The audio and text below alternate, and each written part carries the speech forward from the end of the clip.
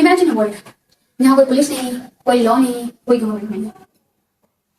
ऐसा वर्ल्ड कैसा होगा? बहुत डेंजरस, राइट? हॉब्स के अकॉर्डिंग ऐसी कंडीशन में ह्यूमंस की लाइफ बहुत ही ब्रूटिश, पुअर, शॉर्ट, नास्टी हो गई। आज हम लोग हॉब्स को पढ़ेंगे और हॉब्स की theory of state and theory of sovereignty जानने की कोशिश करेंगे। एंड मोस्ट इंपॉर्टेंटली हॉब्स की प्रेजेंट टाइम में क्या रेलेवेंस है हम लोग ये भी देखेंगे। Who was Hobbes? कौन थे हॉब्स? हॉब्स 17वीं सेंचुरी के इंग्लिश पॉलिटिकल थिंकर। हॉब्स की बर्थ टाइम से पहले ही हो गई थी। हॉब्स 1588 में इनकी बर्थ हुई है इंग्लैंड के एक छोटे से गांव में। हॉब्स की बर्थ के टाइम पे कंट्री में डर का माहौल था, कंट्री के अंदर भी प्रॉब्लम थी और बॉर्डर पे स्पेनिश आर्मडा आगे बढ़ते जा रहे थे अटैक करने के लिए। तो बॉर्डर पे स्पेनिश आर्मडा के अटैक का डर था और कंट्री के अंदर इंग्लिश वॉर की वजह से कॉन्स्टिट्यूशनल एंड पॉलिटिकल टर्मोइल था। हॉब्स ने पुरातन रेवोल्यूशन भी विटनेस किया। पुरातन रेवोल्यूशन में political fraction royalist versus anti royalist में चल रहा था और religious fraction Catholic versus Protestant में चल रहा था। कंट्री में इतनी सारी प्रॉब्लम चल रही थी, डर का माहौल था। इसीलिए हॉब्स ने कहा है, I and fear were born together. मेरा और डर का साथ में जन्म हुआ है। हॉब्स के लिए सिक्योरिटी ऑफ लाइफ सबसे ज्यादा इंपॉर्टेंट थी। उनका सबसे बड़ा concern security of life, preservation of life ये था। इनफैक्ट कार्ल मार्क्स ने भी हॉब्स को father of all of us कहा है। कार्ल मार्क्स खुद influential thinker, most famous Marxism में उन्होंने कहा है कि father of all of us Hobbes को। हॉब्स को उनके टाइम पे टैडपोल कहा गया है। Tadpole means full of poison, devil. Hobbes का बिगेस्ट कॉन्ट्रीब्यूशन है theory of state and theory of sovereignty. Hobbes ने थ्योरी ऑफ स्टेट को सोशल कॉन्ट्रैक्ट थ्योरी की हेल्प से एक्सप्लेन किया है। हम लोग बाद में डिटेल में जानेंगे। हॉब्स के फेमस वर्क्स में लेवियाथन, बेहेमोथ एंड डिकाइव। लेवियाथन से पॉलिटिकल साइंस में बल्कि इंग्लिश लिटरेचर में भी मोस्ट फेमस बुक है। लेवियाथन को चर्च ने बैन कर दिया था और उनके life during his life time Leviathan को जला दिया गया था। उनकी बुक सेकेंड है बेहेमोथ। बेहेमोथ में इंग्लिश वॉर और पार्लियामेंट की बात की गई है और वो उनकी डेथ के बाद पब्लिश हुई है 1681 में। थर्ड बुक फेमस वन डिकाइव, इसमें मोनार्कियल फॉर्म ऑफ गवर्नमेंट की बात की गई है। इसी बुक में उन्होंने कहा है war of all against all. वो फ्रेंच मैथमेटिशियन और साइंटिस्ट से बहुत इन्फ्लुएंस हुए थे। गैलीलियो और डिस्कार्ट्स उनसे बहुत इन्फ्लुएंस है। हॉब्स ने रेजोल्यूटिव कंपोजिट मेथड भी दिया है। ये मेथड है किसी भी चीज को ऑब्जर्व करने के बाद एक्सप्लेनेशन देने के लिए। कुछ भी आपको ऑब्जर्व करना है, कोई थ्योरी ऑब्जर्व करना है, कोई प्रॉब्लम ऑब्जर्व करना है, कुछ भी ऑब्जर्व करना है, इस मेथड के अकॉर्डिंग पहले आप जो थ्योरी है उसको ब्रेक कर लीजिए पार्ट्स में। उसके बाद उसको अंडरस्टैंड करिए, समझिए। First step break, then understand. Third step है समझिए उसका कॉज क्या था, वो थ्योरी दी क्यों गई है और वो थ्योरी देने के बाद उसका इफेक्ट क्या हुआ है। उसके बाद आप अपनी थ्योरी एक्सप्लेन करिए, क्योंकि आपने ब्रेक किया, फिर अंडरस्टैंड किया, फिर कॉज एंड इफेक्ट समझिए, उसके बाद आप अपनी एक्सप्लेनेशन दीजिए। ये है हॉब्स का resolutive composite method. Hobbes materialist, individualist and most important he is greatest absolutist. ऐसा कहा जाता है कि हॉब्स ने स्टार्टिंग तो एज एन इंडिविजुअलिस्ट की है, लेकिन एंड उनका एज एन एब्सोल्यूटिस्ट हुआ है। हॉब्स सोशल कॉन्ट्रैक्ट ट्रेडिशन से बिलोंग करते हैं और सोशल कॉन्ट्रैक्ट ट्रेडिशन में man is prior to state. ये मॉडर्न थिंकर है, इसलिए ये बोल रहे हैं कि man is prior to state. Medieval time और एंशिएंट टाइम में state is prior to man था, लेकिन अब हॉब्स ने क्या कहा है कि man is prior to state. Man पहले है, स्टेट बाद में है। लोगों ने मिलकर स्टेट को बनाया है। हॉब्स खुद को साइंटिफिक थिंकर बताते हैं। उनका मानना है ह्यूमन ब्रेन हमेशा मोशन में रहता है, या तो अट्रैक्ट करता है या तो रिपेल करता है। ह्यूमंस जिससे उनको प्लेजर मिलता है उस चीज की तरफ अट्रैक्ट होते हैं, उस काम को वो करते हैं, और जिससे उन्हें पेन होता है उसे वो अवॉइड करते हैं। हॉब्स का मानना है कि ह्यूमंस गाइड होते हैं अपने एपेटाइट और पैशन से। ह्यूमंस के अंदर रीजन है, लेकिन उनका एपेटाइट और पैशन उनके ऊपर डोमिनेट करता है। और एक्चुअली हम लोग ये खुद के एक्सपीरियंस से भी देख सकते हैं। हम लोग पैकेट फूड्स खाते हैं जबकि वो नहीं खाना चाहिए।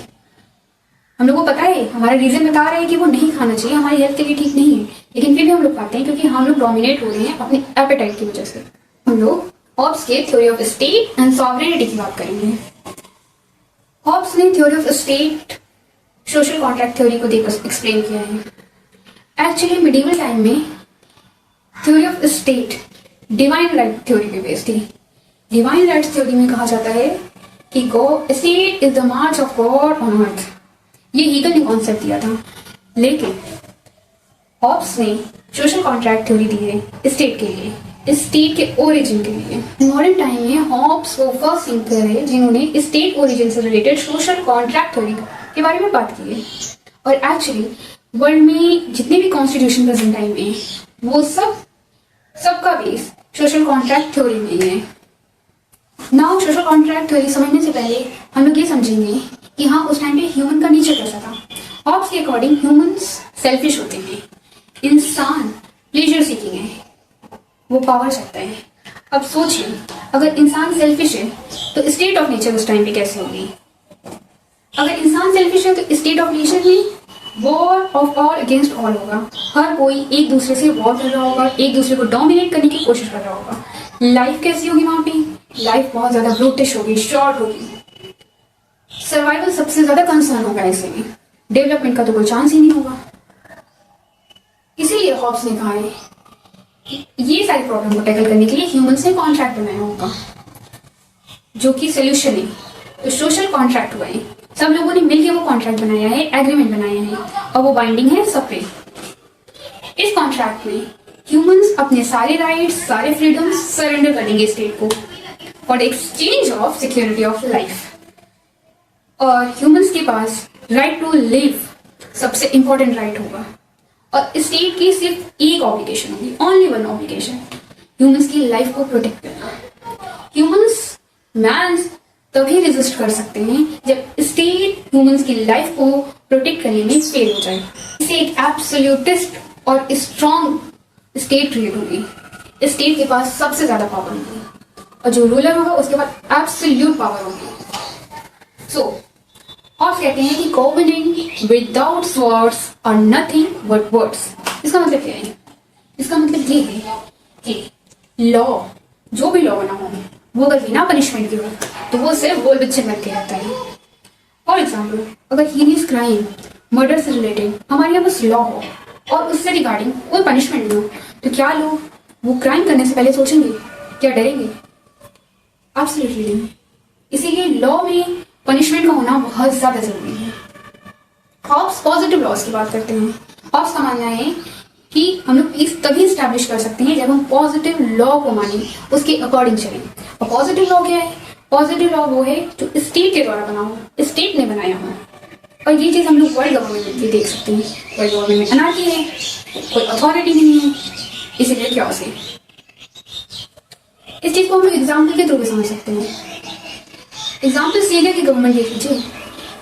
2011 से सीरिया में सिविल वॉर चल रहा है, massive destruction, weak government. State of nature हम लोग रियल लाइफ में देख सकते हैं, हर जगह वायलेंस, प्रॉब्लम ही प्रॉब्लम है। अगर गवर्नमेंट वीक होगी तो क्यास होगा ही होगा।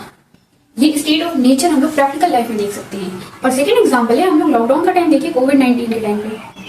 उस टाइम पे क्या हुआ था? रिस्ट्रिक्शंस थी, लिमिटेशंस थी, लेकिन लोगों ने वो एक्सेप्ट किया था खुद से, सारे लिमिटेशन, सारे रिस्ट्रिक्शंस।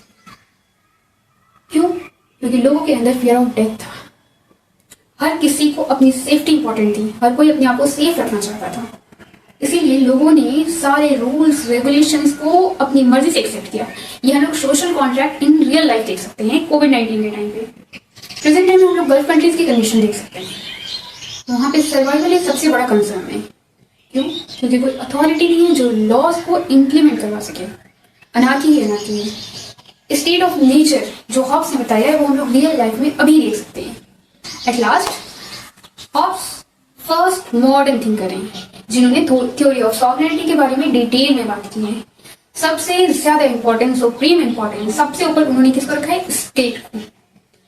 और इनको इसीलिए फर्स्ट मॉडर्न थिंकर भी कहा जाता है क्योंकि इन्होंने स्टेट को सुप्रीम अथॉरिटी दी है, सुप्रीम इंपॉर्टेंस दी है, सॉवरेन बताया है। हॉब्स के according without authority chaos create होगा, फियर पॉलिटिकल ऑर्डर मेंटेन करता है, एंड मोस्ट इंपॉर्टेंट सिक्योरिटी है फाउंडेशन स्टेट की। अब हम लोग को क्वेश्चन ये करना चाहिए कि हम लोग को अपनी कितनी फ्रीडम सेक्रीफाइस करनी है for our security of life.